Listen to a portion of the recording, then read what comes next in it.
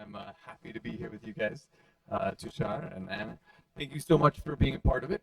We're talking about digital money today, and looking forward to a rousing debate, if there is one, and to discuss the future of money. I guess Tushar, let's start with you. An engineer by background, comes from McKinsey. Early on at a lot of tech startups, basically Facebook in the beginning, then Uber, and Slingshot is his entrepreneurial startup, and he left that to come to Celsius. And that story, wait for that one, to see. I mean, it must be a great company to actually leave another to have that story unfold. We look forward to that story soon. And mother of startups by CNN. That's incredible. An entrepreneur. I mean, what a what a name. I can't even imagine. There's so much behind that. I can't wait to unfold that. An entrepreneur, a futurist, and published by O'Reilly. Incredible strategic growth science capabilities. I mean, incredible. And you helped build Apple's distinguished educator community. I mean, the list goes on and on. You have a CircleClick company, and look forward to hearing more about that. Let's kick it off. I would love to understand more about the vision of what you see as the money's future in general with blockchain, as we're starting here around just understanding blockchain around digital money, what that means to you. And I guess, Tushar, let's start with you and your journey to get to this point now. Yeah, so I started my journey early as an engineer. I was doing automotive engineering for a long time, like literally releasing suspension parts and engine parts for automobiles. Moved on to more of the business side and did consulting for a while, and then big tech. Then started my own big tech at Facebook and at Uber. And if you think about sort of the arc of where I'm coming from, I came from this aspect of like when we were at Facebook, is the future of connections and human connections. And that's where I started to have impact. The mission of connecting people all over the world really spoke to me. And then I moved to Uber, and if you think about Uber, it can be as simple as like, it's another digitized cab service, right? If you think about it slightly differently, it's the future of work, right, for people. So if you don't think about it from the rider standpoint, look at it from the driver standpoint, it's really a way for making work and making money accessible to people all around the world, right, through a platform of technology. And then I started my own company called Slingshot. I was helping founders, entrepreneurs reach their mission, reach their goal through growth. And that's where I met Chrissy, actually. Chrissy Mashinsky, Alex Mashinsky's wife.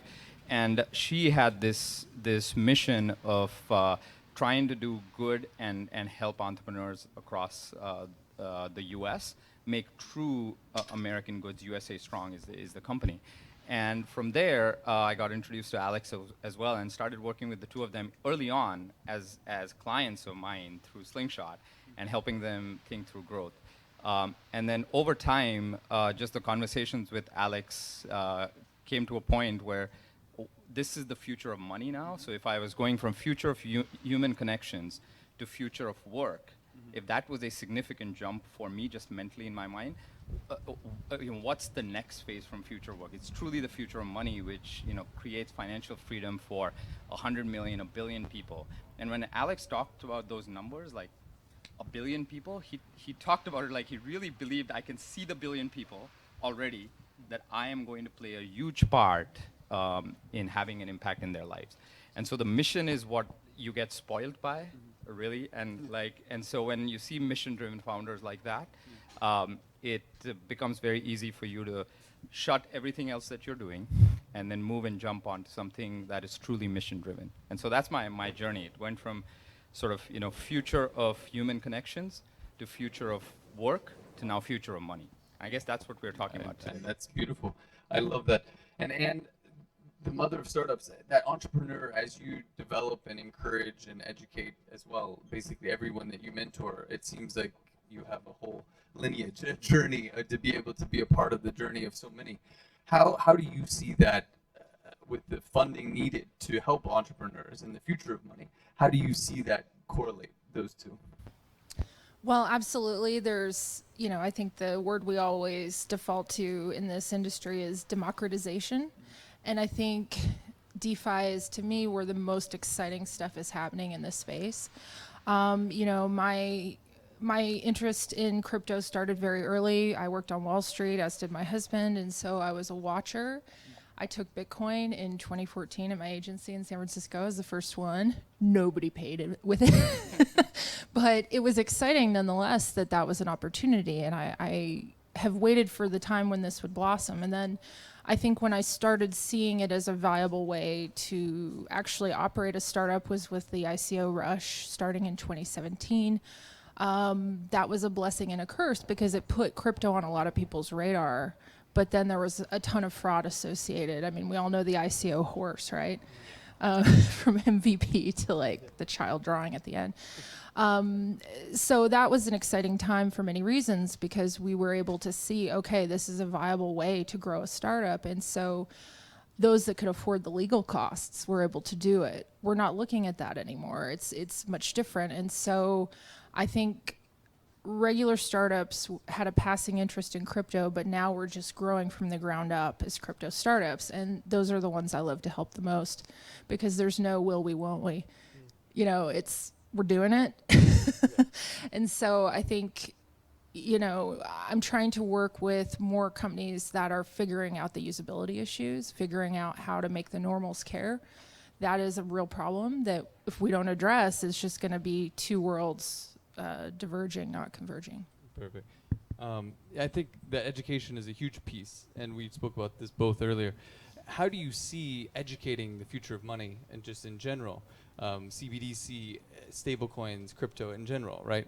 That infrastructure, just whether from a government point of view or a private sector point of view, to both of you, what do you see is needed for the future to scale this huge problem?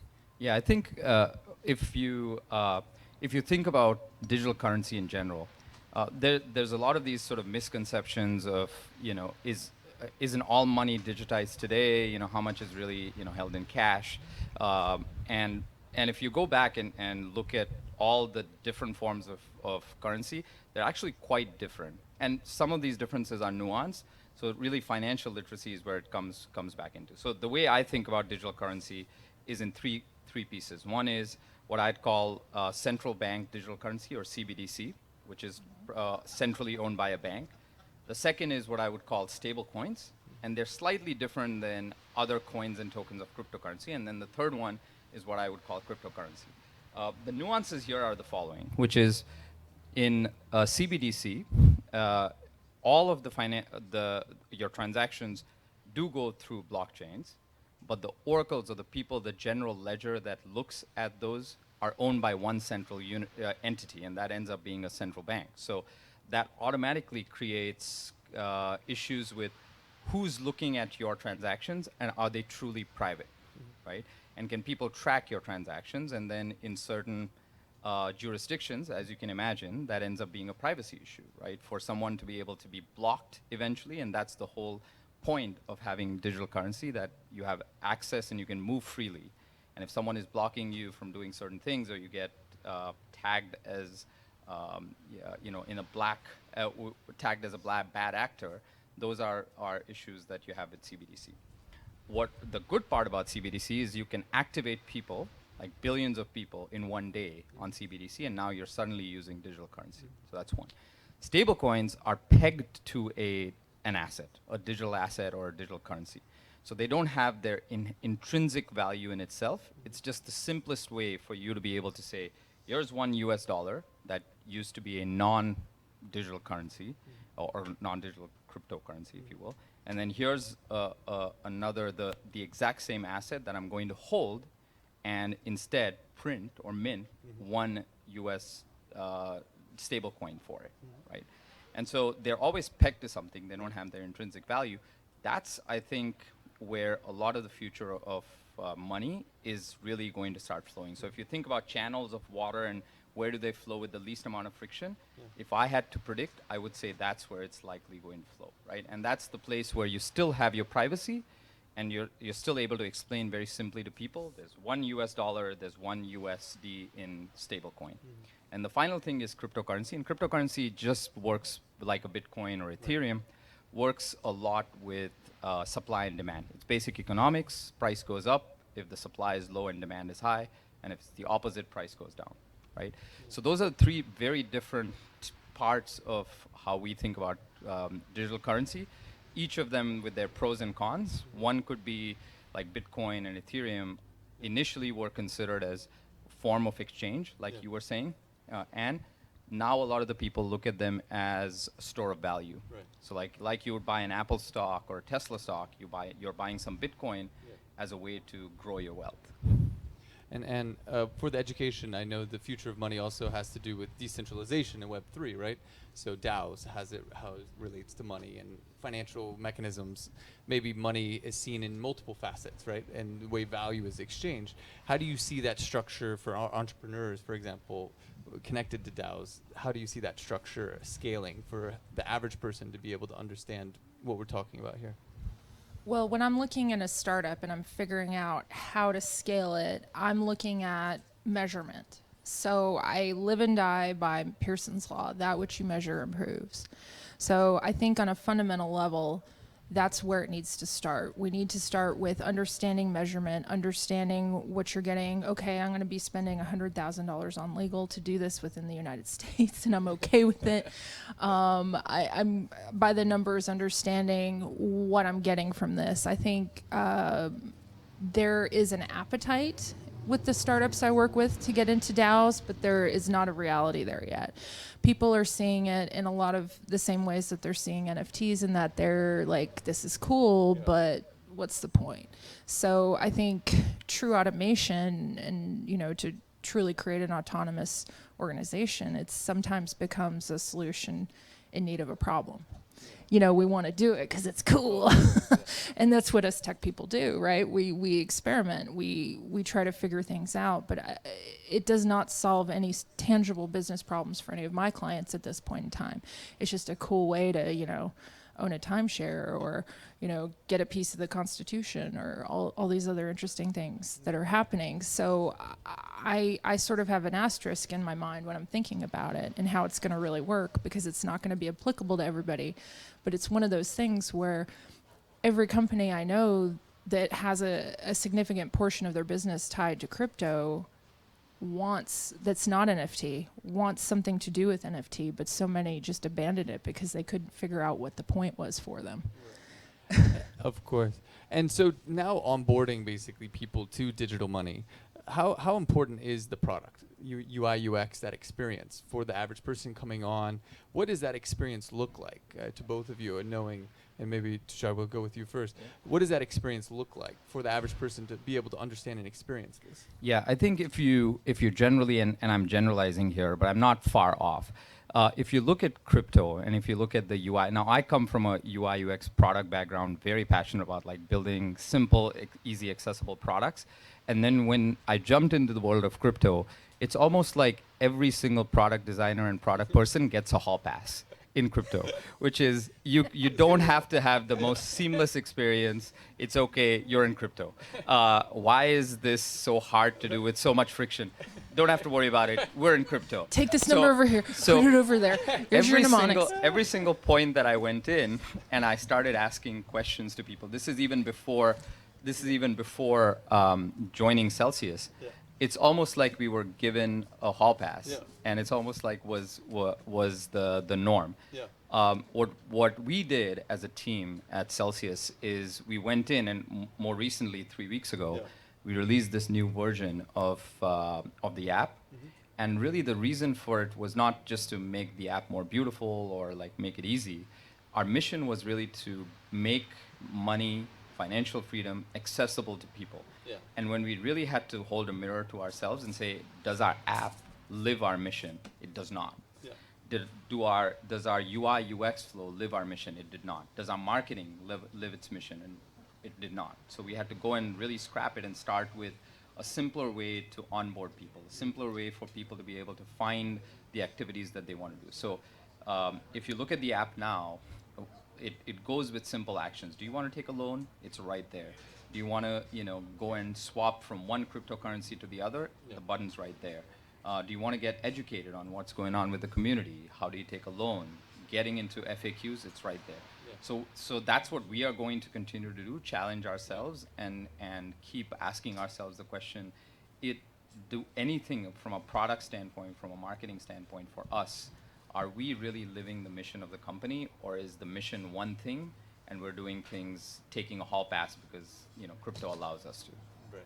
And do you have any thoughts to add for the entrepreneurs out there to help them and guide them along the needing that help for the product? Absolutely, I do. I think, MVP means something different in the rest of tech than it does in crypto by far. Exactly. And I think that I would challenge any startup that has the means to do so to offer phone support. If you truly want people over the age of 45 or 50 to use your app, do phone support. Yesterday, I couldn't get my gas tank open in my Mercedes, and I called my mechanic, and he said, let's get on a FaceTime. Yeah. And he walked me through this weird panel thing, and boom. Yeah. Have you ever seen that happen in crypto? No. And that lack of accessibility, that desire to let's just build a money machine. Let's get them in the app, and they're going to... I don't know anyone who's new to crypto that has done it without an experienced buddy. So it's like we need either a buddy system or we need phone support, like actual human support, if you really truly want to get normals into the mix.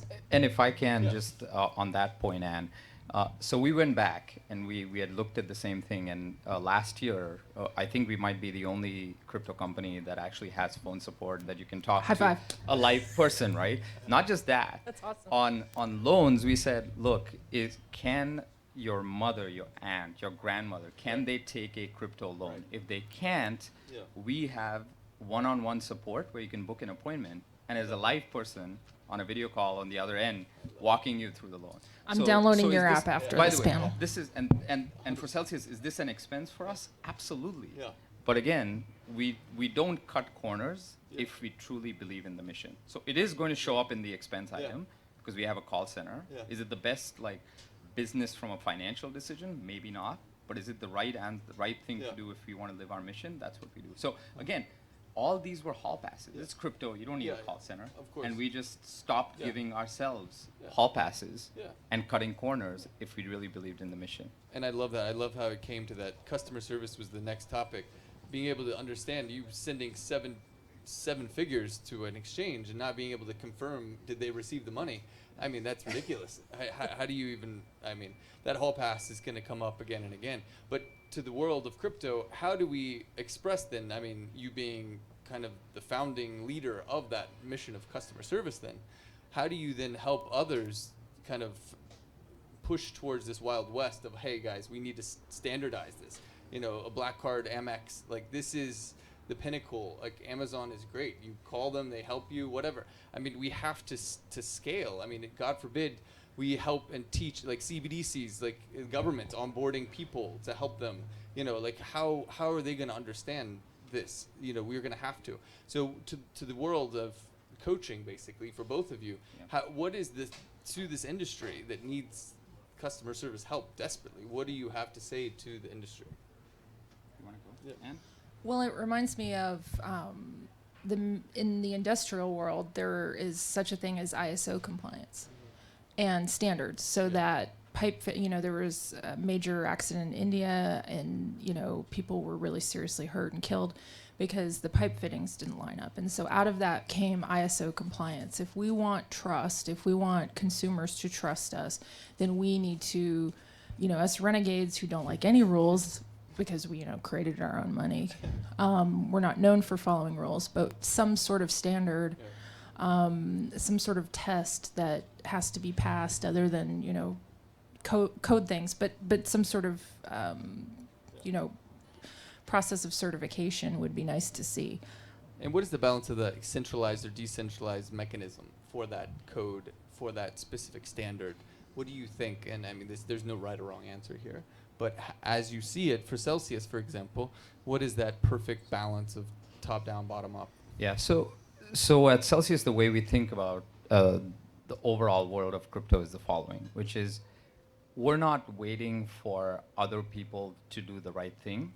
We'll just lead by example. So these are the right things to do for the people that we want to onboard, and we go do them.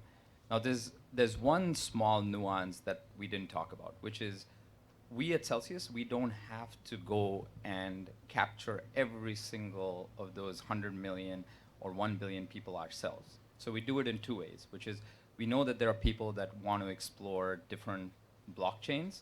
So rather than building our own DAO, building our own blockchain, what we are in the business of doing is building bridges across these blockchains. So let people, just allow people the freedom to move across blockchains, build the bridges between these blockchains, and we call that decentralized finance arm of Celsius, CelsiusX, where people can move across chains, right? So we don't have to necessarily build that blockchain. We'll help them guide through, and that's our way of allowing financial freedom for those people. Yeah. The second way we do it is through partnerships. So there are several partners that we have globally that have wallets, right? So rather than having people just keep their money in the wallet and not have any yield or any interest or any rewards on their money, we can create those connections through our API into Celsius, and then we just power yield for all of these customers and help them drive towards financial freedom. A lot of them don't even know Celsius is doing this on the back end, and we don't need the credit. We just want to make sure that anything we're doing gets to the mission of enabling financial freedom. So that's how we are doing it. It's leading by example, and you'll see a lot of the people now following our lead in other cases, and we cheer for anyone we'll compete like hell with them, but at the same time, if they are moving the ball and moving towards the right answer for consumers, then we are cheering for all of them. And what is that balance of the top-down, bottom-up, the centralized, decentralized for money, like working with startups as you do? How do you see the future of money? What does the future look like in decentralized, centralized mechanism, the balance? What is that perfect balance? Well, the perfect balance is them working in parallel.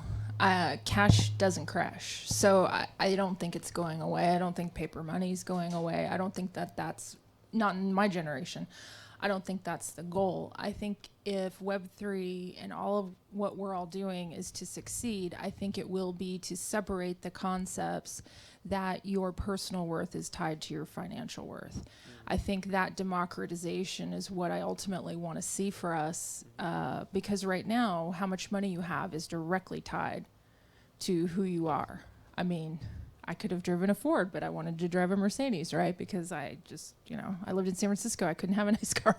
So I wanted a nice car, but people flash their wealth. And I think there's a values shift with Web3 that maybe creates a more democratic, less superficial sort of set of ideals that is very beautiful, and that's what draws me to it. And just to add to that point from Anne is, if you think about all the asset classes that people have had access to in the past, you almost had to be in like Goldman Sachs's private wealth management club to get first access to a lot of these asset classes, exotic option, derivatives trading, things like that. Now what you get with things like cryptocurrency and Bitcoin and Ethereum is that's the first asset class where 99.9% of the people got access to it before the high net worths notice, hey, there's something happening there. We need to play in that space as well. And I think what that enables is, for the first time, common people, a common man, right, has been able to participate in their right to generate financial freedom for themselves and participate in that financial wealth. I speak about this very personally from the team that works for me. In product, they actually sit in Serbia. And I didn't even know this until I started speaking to them, that they don't have access like we do as Americans here, where we can just download an app and quickly, within 5 minutes, we can buy an Apple stock or a Tesla stock. There, you either have to get a permission to be able to play in the equities market, or you have to, and this is a literal translation from Serbian, of noble birth to be able to participate in the equities market. So when they participate in crypto, it's truly personal when I look at them, and that's like one of the parts of the mission that I try to live through. So this is the first asset class where truly it's been, future of money, or future of money for everyone. And there's something I say a lot, and I'm going to say it for everyone here. I believe that the future is here, It's just not yet distributed. And to that end, in 10 years, looking now, the future of money, everything you just said, Web3, decentralization, everyone, the masses in Serbia has access, right? What does that look like 10 years from now? Paint that picture for us. What does that look like? Let's start with I'm you. sleeping and I'm making money because I have programmable money and I have programmed it to do all sorts of cool things. And I'm not waiting on the stock market to go up or down. I'm not powerless. I'm powerful. Yeah, and I think the only thing I would add to that, that's great, and I completely agree. The only thing I would add to that is like no one is left behind. Yes. You know, the street vendor that's using cash today, they are back into digital money, right? Future of money. General people, right? Like when they think about like, oh, how do I create wealth, as opposed to how do I look forward to my next paycheck? What's my next job?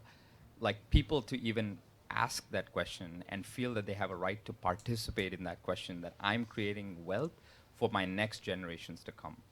That is the future of money. That is what a way to wrap it. That is the future of money. Thank you guys, Tushar. Thank you, Anne. Thank you guys at Grit Daily House. Thank you guys so much. Thank you for listening to the future of money. Oh, yeah. Do you guys have any questions? Any questions? No, we nailed it. We nailed it. All right.